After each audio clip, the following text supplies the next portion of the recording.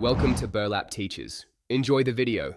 In this video, I will explain how to file an amended tax return using H&R Block. First, assess if an amendment is truly needed.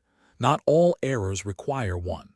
Next, collect your original tax return and all supporting documents, along with any new information that necessitates the change.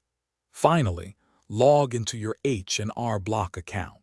You will navigate to your previously filed return to initiate the amendment process. This ensures you have all the correct starting points for your adjustments. Once logged in, find the section to amend a return you have already filed. H&R Block makes this straightforward, often with a clear amend button or link. You will then be guided through the process of entering your corrected financial data.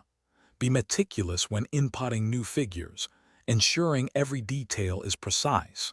After making your adjustments, take ample time to review all changes. Double-check every entry to prevent further errors before moving forward. After you have entered all corrections, H&R Block will automatically prepare Form 1040X, the official form for amending individual income tax returns.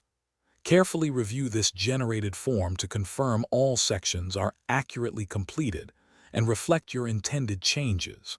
Unlike original returns, amended returns prepared with H&R Block typically cannot be e-filed. You will need to print the completed Form 1040X and mail it to the Internal Revenue Service. Remember, you generally have 3 years from the date you filed your original return, or 2 years from the date you paid the tax, whichever is later, to file an amended return. Do not file an amendment if the IRS simply needs to correct a mathematical error. They will do that automatically.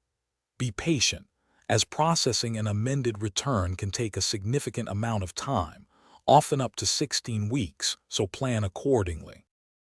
Thanks for watching. Consider subscribing if this video helped you.